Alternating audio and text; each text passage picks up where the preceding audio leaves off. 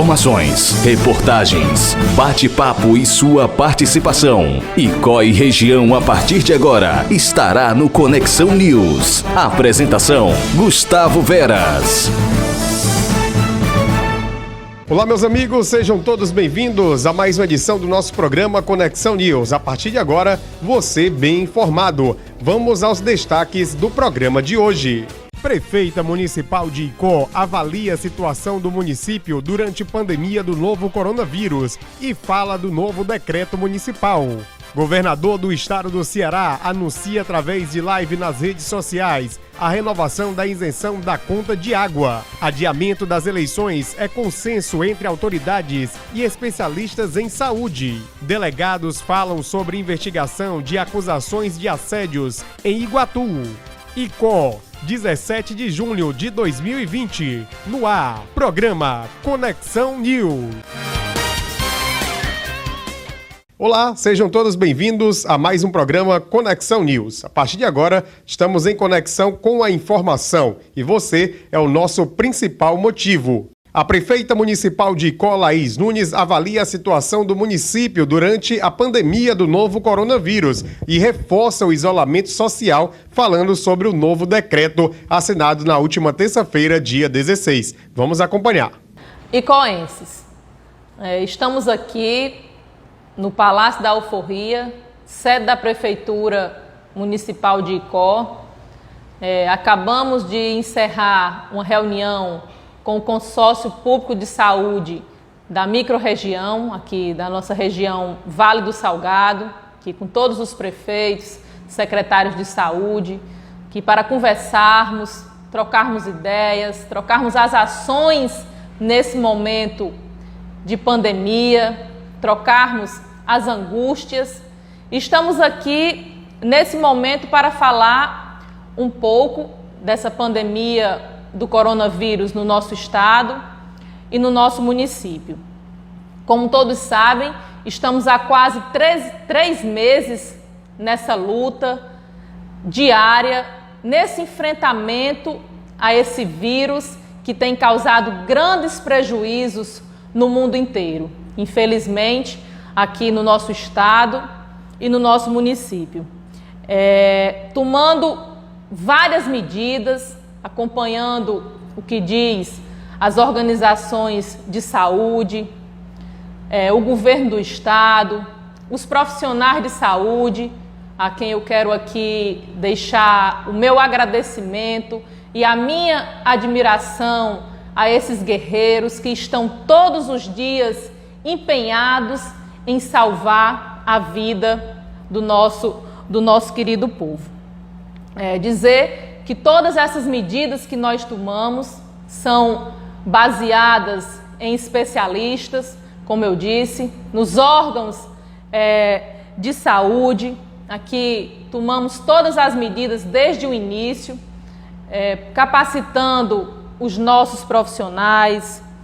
Fizemos um esforço gigantesco que foi para inaugurarmos o nosso hospital de combate ao coronavírus, com 10 leitos de UTIs, 10 leitos clínicos à disposição da nossa população.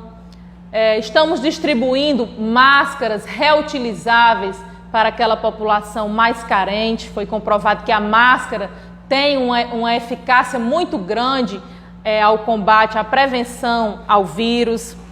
Instalamos barreiras sanitárias nas entradas da cidade. Estamos fazendo a desinfecção das ruas, tudo isso para preservar a vida da nossa população. E os dados que têm se mostrado aí nos últimos dias, nas últimas horas, é que a capital, nossa capital Fortaleza, que estava com um grande número de casos e de óbitos, está tendo uma queda com relação a esses novos números de pessoas infectadas, está tendo uma queda com relação aos óbitos, uma queda na taxa de ocupação dos leitos, mas está trazendo uma nova preocupação, que é com relação ao aumento nos números de casos de pessoas infectadas no interior do Ceará. Aqui na nossa região, na região do Cariri, no último pronunciamento do nosso governador Camilo, ele falou que está acendendo uma luz amarela, está acendendo uma luz de alerta. Então, estou aqui na condição de prefeita desse município, de prefeita de todos os icoenses, para fazermos mais uma vez esse apelo, de pedir às pessoas que fiquem em casa. O isolamento social tem se mostrado o grande e único remédio contra essa pandemia e assinamos um novo decreto que eu vou já dizer para vocês. O nosso município, aliás, todo o interior do estado ainda está na fase de transição, ou seja, ainda está se preparando para entrar na primeira fase da retomada da economia. Apenas a nossa capital está na primeira fase, ainda não pôde passar para a segunda, devido aos dados que foram obtidos ultimamente, e nós aqui, o nosso município, estamos ainda na fase de transição, ou seja, os comércios ainda permanecem fechados, somente aqueles que são essenciais, e dependendo dos próximos dias, de como será feita essa análise, até o final da semana, o nosso governador irá se pronunciar com relação se nós iremos poder avançar para a primeira etapa. E isso vai depender muito do comportamento das pessoas, do comportamento dos nossos comerciantes, de como se dará o rigor nos protocolos de higienização, de distanciamento, para que a gente possa avançar, se Deus quiser, na retomada gradual aí da economia, na retomada das nossas vidas, das nossas atividades. E como eu disse, nós assinamos um novo decreto, que aqui eu vou dizer para vocês algumas das medidas que nós tomamos. O decreto vai estar publicado, logo já está publicado, para que vocês possam ver na íntegra. Nós prorrogamos o isolamento social por mais 15 dias, ou seja, a pandemia não passou, nós ainda continuamos no isolamento social, que, como eu disse, é o melhor remédio para o enfrentamento dessa pandemia. Então, vamos sair somente para o necessário. As barreiras sanitárias nas 3 entradas da cidade irão continuar. Nós revogamos aqueles disciplinadores no nosso comércio, mas vão continuar as tendas em frente aos bancos e à lotérica, para aquelas pessoas que estão, para evitar aquela aglomeração de pessoas nas calçadas ali dos nossos comércios. Mas as barreiras sanitárias nas 3 entradas vão continuar com a fiscalização mais rigorosa. Não será permitida a entrada de pessoas de outros municípios, a não ser que seja de forma justificada. O uso da máscara será obrigatório. Como eu disse, a máscara tem se mostrado uma grande eficiência no combate, na prevenção ao coronavírus. Nós distribuímos agora máscaras reutilizáveis, estamos distribuindo para a nossa população mais carente. Vamos continuar com a desinfecção das ruas, das avenidas, dos espaços públicos onde há maior circulação de pessoas. E também vamos continuar aqui a fiscalização no protocolo de higienização e distanciamento das pessoas, nos comércios. Fazer mais uma vez esse pedido aqui. A gente sabe que os nossos comerciantes têm ajudado muito a nossa gestão, tem ajudado muito nesse momento de dificuldade, de enfrentamento a essa pandemia, mas pedir que continuem disponibilizando álcool, disponibilizando os equipamentos de proteção individual para os seus funcionários, mantendo ali a organização das filas, mantendo o distanciamento, para que a gente possa avançar, para que esses números não voltem a subir, não subam mais ainda no nosso município, como eu disse, a gente possa avançar no processo de retomada da economia do governo do estado.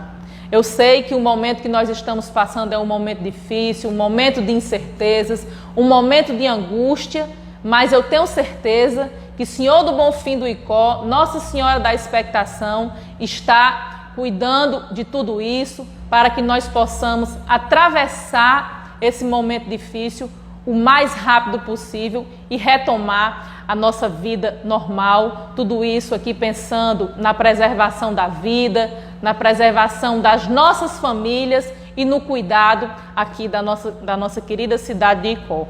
Um forte abraço a todos e muito obrigada.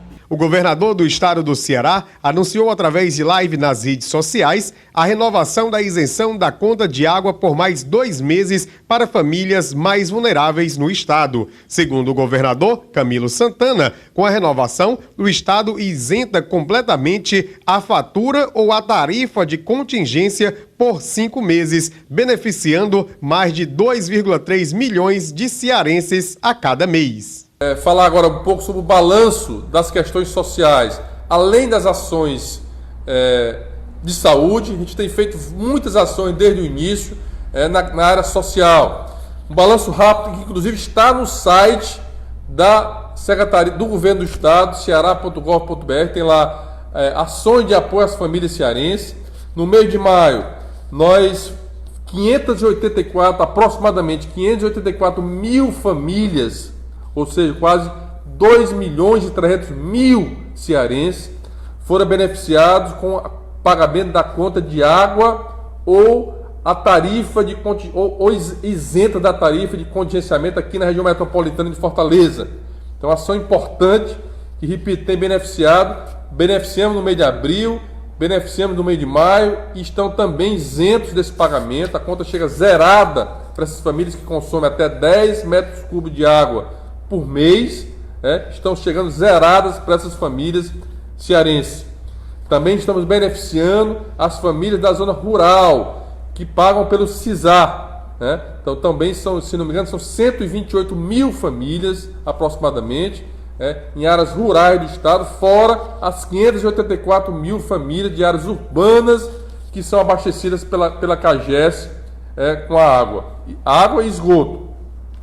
Depois desse mês de maio, pagamos a mais de 534 mil famílias, quase 540 mil famílias que foram beneficiadas com a conta de energia, consumo até 100 megawatts-hora por mês. Também tiveram a sua conta zerada, receberam a sua conta zerada. É uma política importante do Estado. Também continuamos entregando ainda mais de 245 mil famílias com Vale Gás. Estamos terminando de pagar a segunda parcela do Vale Alimentação dos estudantes das escolas públicas estaduais. 415 mil alunos, agora em junho, receberam o cartão Vale Alimentação. Todos os alunos da rede pública estadual estão recebendo esse benefício. E já está sendo pago, já autorizei a antecipação do pagamento do cartão Mais Infância, que é aquele auxílio que a gente dá todo mês às mãezinhas que têm filho de 0 a 6 anos. É um auxílio importante para a família de baixa renda, da extrema pobreza do Ceará, e que agora quase 45 mil famílias, mil mãezinhas estão recebendo a antecipação, que era para o mês de julho, estão recebendo agora já no mês de junho. Eu venho antecipando esse pagamento desde o início dessa pandemia. E queria aqui anunciar uma decisão importante que tomei hoje, após uma reunião com toda a área econômica, a área social, que estou ampliando o pagamento da conta de água e esgoto da CAGES para todas as famílias de baixa renda, tanto até o consumo até 10 metros cúbicos de água por mês, como também a isenção da tarifa de contingenciamento de água, que beneficia milhares de famílias da região metropolitana. Estou prorrogando esse benefício por mais 2 meses aqui no estado do Ceará, que vai favorecer e beneficiar por mês mais de 2.300.000 pessoas que estão sendo beneficiadas aqui no estado, quase 1/3 da população do estado do Ceará. Então, essa notícia importante, mais uma decisão importante que nós estamos tomando, queremos oficialmente anunciar mais um benefício estendido por mais 2 meses, já eram 3 meses, agora serão 5 meses o pagamento da conta de água para as famílias de baixa renda do estado do Ceará, que consomem até 10 metros cúbicos de água por mês. Agora vamos direto à cidade de Iguatu com o jornalista do Diário do Nordeste, Honório Barbosa. Corpo de Bombeiros recebe doação de 500 litros de álcool a 70%.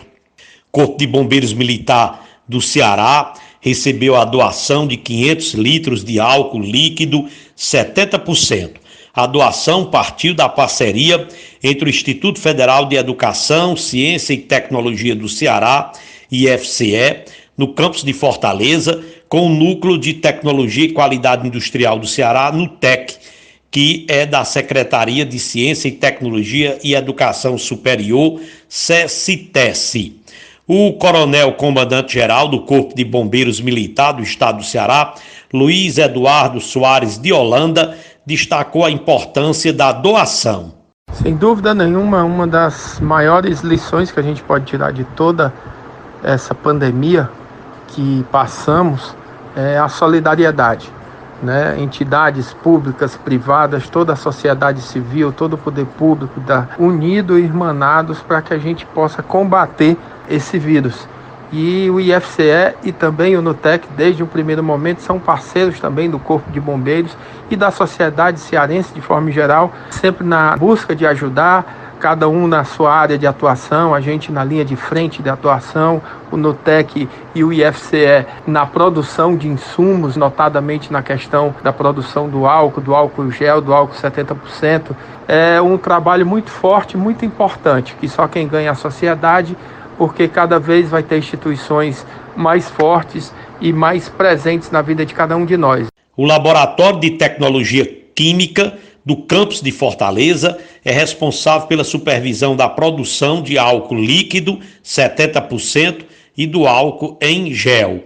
O IFCE atua em todos os campi, com pesquisas e produções que visam o combate ao novo coronavírus, desde a produção de álcool e máscaras até pesquisas que visam colaborar com o combate à doença.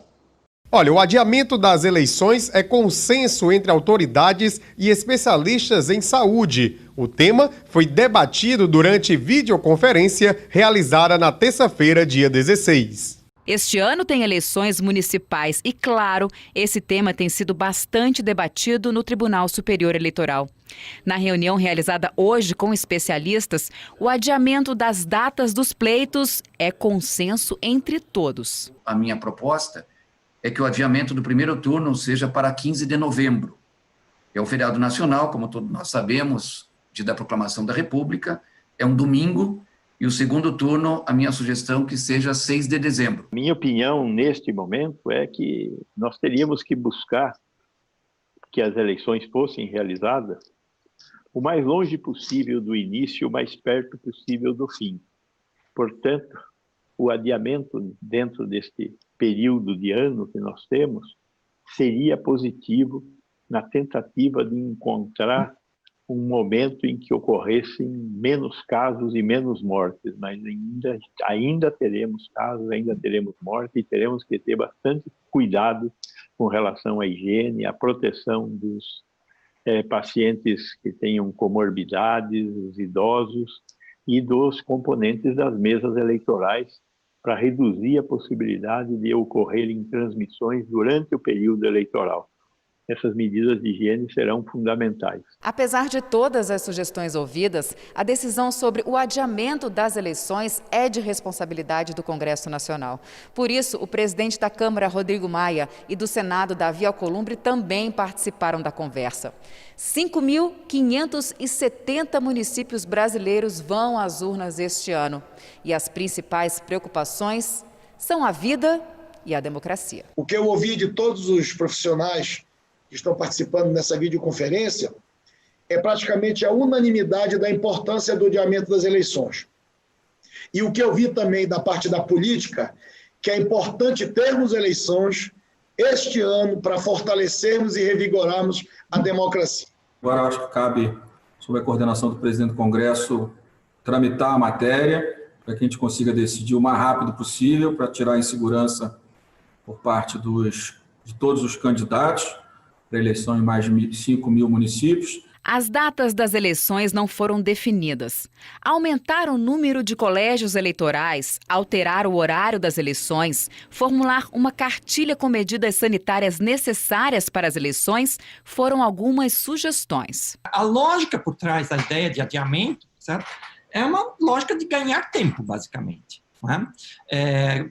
Pensa-se que com mais tempo, nós teremos mais tempo para preparar a eleição, preparar as medidas necessárias para que a própria eleição não seja um gatilho de uma outra onda, né? É importante pensar nisso, e também porque se imagina que, de alguma forma, até o fim do ano, a gente tenha uma situação mais bem controlada. Esse foi um encontro interessante entre a ciência, o direito e a política, com o propósito de nós encontrarmos o que possa ser a melhor solução para o país. Como eu disse na reunião com o presidente Alcolumbre e o presidente Rodrigo Maia, a palavra final nessa matéria, como em outras muitas, numa democracia, é do Poder Legislativo, e, portanto, caberá ao Congresso Nacional deliberar. Delegados falam sobre investigação de acusações de assédios na cidade de Iguatu. No dia 3 desse corrente mês, eu recebi as informações via WhatsApp, né, que estaria ocorrendo essas denúncias através da mídia, Instagram, né, de vários abusos sexuais que estaria ocorrendo em escolas públicas e privadas do município do Iguatu, né. Esses crimes seriam desde importunação sexual até mesmo a estupro de vulnerável, de menores de 12 anos de idade. Nós começamos a coletar informalmente esses fatos, né?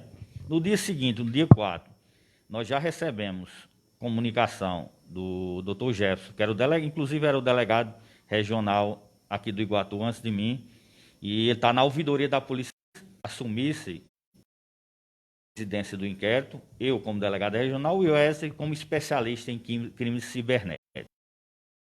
E aí você pode me perguntar por que foi instaurado na delegacia regional. Nós contamos hoje com uma excelente delegacia da mulher do Iguatu, que funciona no centro do Iguatu. Essa delegacia é presidida pela doutora Vanessa, certo? Sendo que ela se encontra afastada de suas funções, por estar grávida, né, e ter problemas de saúde, e era um pouco expor a saúde dela nessa pandemia que está acontecendo. Então, como está sem titular a delegacia provisoriamente da mulher, a delegacia geral nomeou imediatamente. Esse inquérito não foi instaurado na delegacia regional, foi instaurado na delegacia da mulher do Iguatu, que apura crimes de violências domésticas e crimes sexuais cometidos contra mulheres.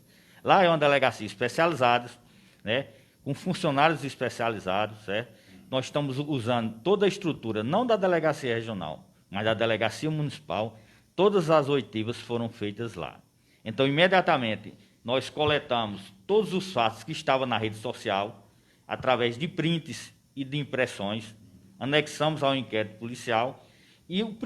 Aí você diz, não, mas lá são todas denúncias com nomes anônimos. Sim, por isso que nós notificamos os 2 principais diretores das escolas citadas ali, certo? Então, eles de pronto compareceram, prestaram as declarações dele, inclusive dizendo que afastaram e, inclusive, despediram alguns professores da escola de ensino privado. E para lastrear isso, apresentou várias provas com nomes de suspeitos, com prints de alunas feitas nos celulares de algumas supostas vítimas, certo? Algumas desses prints é bem latente a importunação sexual e o assédio sexual, certo? Então, a partir disso aí, nós consubstanciamos o inquérito policial com provas. Você tem os investigados, nós temos algumas provas da importunação sexual, mas não temos as vítimas, certo? E esse tipo de crime sexual, né, nós precisamos de ouvir as vítimas. O Wesley vai dizer quais os crimes que são imputados a essas pessoas e para depois eu falar como seria a oitiva dessas vítimas. Eu gosto sempre de dizer que o crime, né, principalmente esse tipo de crime de importunação sexual, de crimes sexuais, ele se baseia na impunidade. Eu gosto sempre de dizer, a alavanca do crime é a impunidade. E esse tipo de crime sexual costuma aumentar ainda mais os abusadores sexuais, né? Faz uma vez, duas, não dá nada, e esses abusos vão continuando e vão aumentando, certo? Então, por isso que estamos aqui conclamando que os pais dessas vítimas compareçam, certo? Para relatar os fatos. Com relação ao que você me pergunta, e as vítimas vão ser ouvidas em delegacias? Não. Os pais aqui devem comparecer, relatando que suas filhas foram vítimas, certo? E os nomes dessas pessoas serão mantidos em sigilo, serão usadas iniciais dentro do processo que correrá em estrito segredo de justiça. A partir do nome da suposta vítima, nós iremos oficiar ao Centro de Escuta Especializadas do Iguatu, que não funciona na delegacia. É um órgão atrelado à Prefeitura Municipal, com psicólogas, assistentes sociais, conselheiros tutelares, né? Todas mulheres, né? Não vão prestar depoimento perante homens, certo? É toda a estrutura da delegacia da mulher, composta por escrivã, inspetoras, certo? Tudo será usado mulheres nesse acompanhamento, nessas escutas especializadas.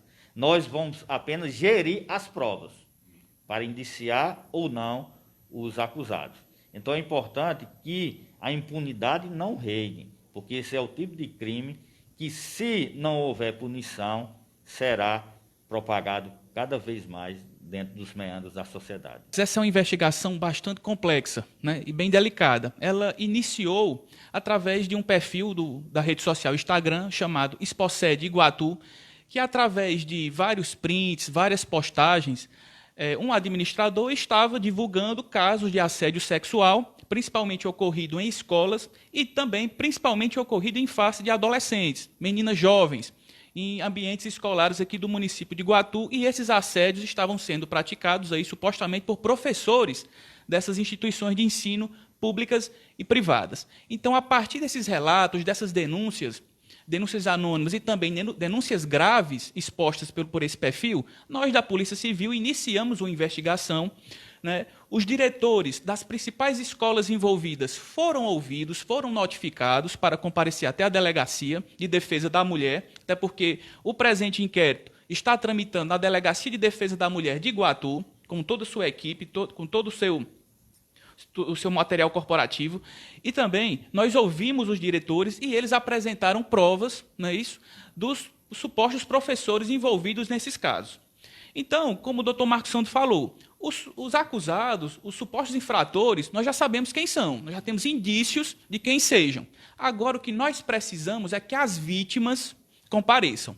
Até porque as denúncias que apareceram até agora são anônimas, né? São anônimas. Nós não sabemos quem são. Então, nós precisamos que as vítimas compareçam, se manifestem para que realizem sua denúncia formal. E outra, essas vítimas serão expostas? Não.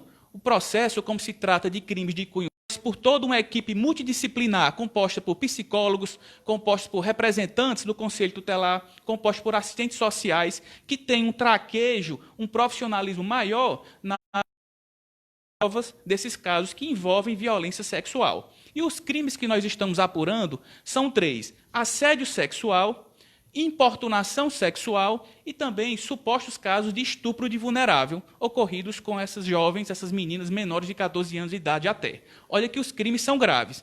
Então eu faço um apelo. Nós precisamos do absoluto comprometimento das vítimas, dos pais das vítimas, para que nos procurem, compareçam, relatem os casos, para que nós possamos concluir as investigações identificar e localizar os infratores e que esses indivíduos sejam punidos na forma da lei e que não haja impunidade. Nós conversamos semana passada com a promotora de justiça, doutora Elga Barreto, que é a promotora da Infância e da Juventude aqui do município de Iguatu, e Polícia Civil e Ministério Público estão de mãos dadas nesse caso, a fim de solucionar essa situação e para que esses indivíduos, mais uma vez, esses infratores, sejam identificados, localizados e punidos na forma da lei e que essas situações, principalmente no ambiente escolar, não se repitam.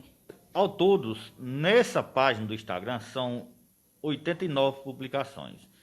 Ali teria profissionais do município, médicos, professores, certo? De escolas públicas e privadas, de estabelecimentos públicos e privados. Aflorou aos autos, né, com as oitivas dos diretores, né, que foram chamados para explicar o porquê daquelas notas à população, né, e por que o nome das escolas deles estavam sendo citadas e que providências estavam sendo tomadas. Quando da oitiva dos dois diretores de duas escolas de ensino privado aqui do município, eles trouxeram para os autos prints de professores com alunos deles. Prints esses de conotação sexual, certo? E, entre aspas, cantadas em alunas, né? E segundo eles, como eu já frisei, alguns foram demitidos sumariamente, outros afastados, até uma prova mais minuciosa. Eles não afastaram pela questão penal. Eles disseram que as escolas têm um código de conduta, código de ética de conduta, que você assina, se comprometendo a ter um comportamento ilibado, né, perante os alunos. Então, como houve esse contato extra-aulas, certo? Com pedidos de beijos, com pedidos de encontros, com pedidos de tipo natureza sexual atrelados à profissão deles, certo? Então, eles trouxeram isso e com isso veio o nome de 11 12 investigados, professores das escolas de ensinos públicos e privados. Vai salientar, Alex, aí você diz, eu fui fazer um levantamento, né, de quantas pessoas nos últimos 2, 3 anos foram autuadas ou indiciadas aqui. Eu chego ao número de 3. 3 professores das escolas municipais, 2 foram indiciados por importunação sexual, aqui, em escolas do município, e um foi preso em flagrante delito, né, por estar tocando uma aluna em uma biblioteca de uma escola aqui, certo? Então, eu levantei que isso não é da agora.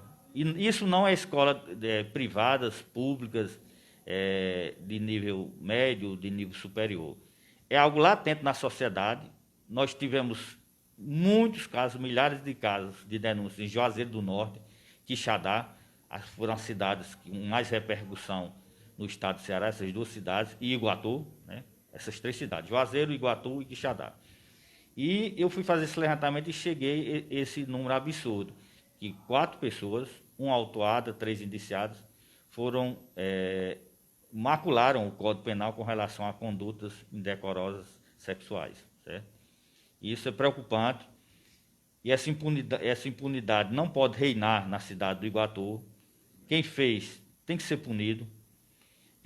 Quem foi vítima tem que erguer a cabeça e não se ver como um vítima, mas como uma vitoriosa, né?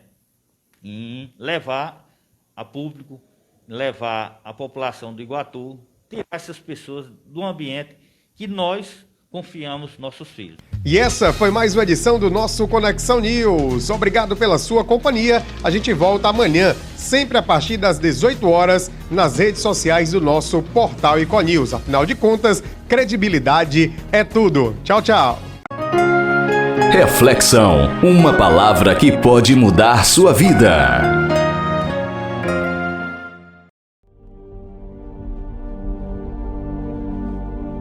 Tem uma pergunta mais ingrata do que essa? Por que você está chorando?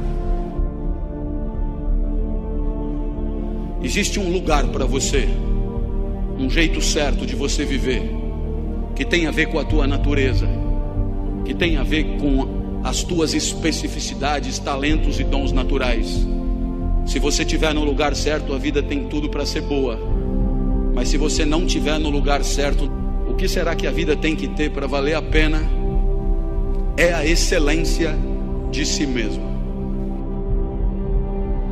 Cada um tem um peso nesta vida, que cada um de nós é absolutamente incapaz de ver-se como ser, e é sempre por comparação.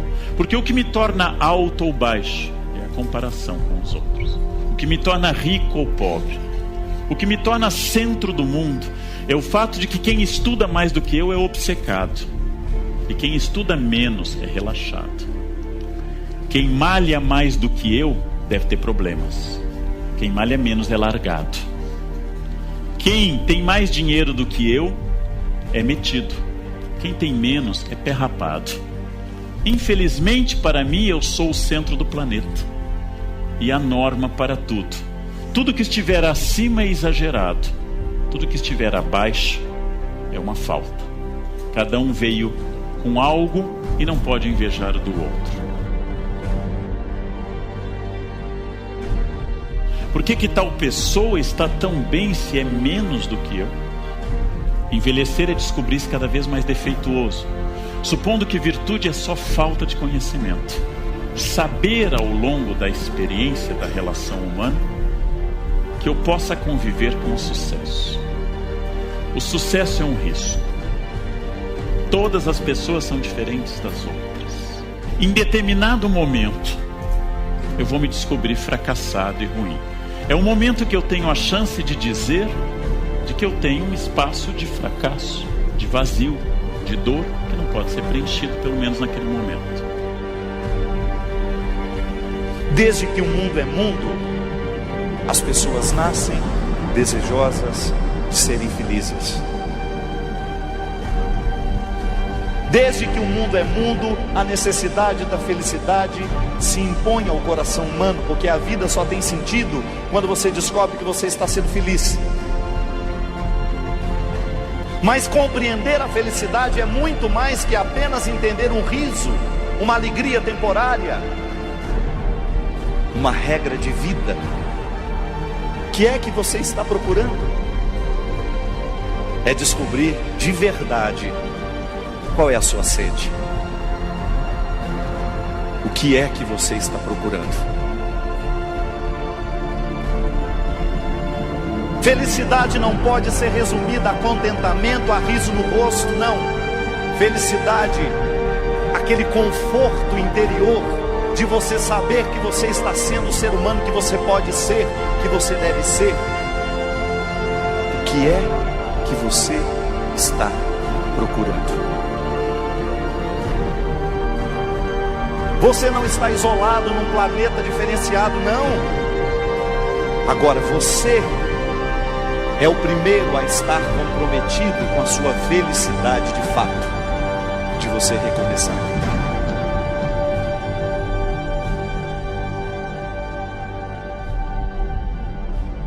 Você pode ter certeza que ninguém mais vai segurar você.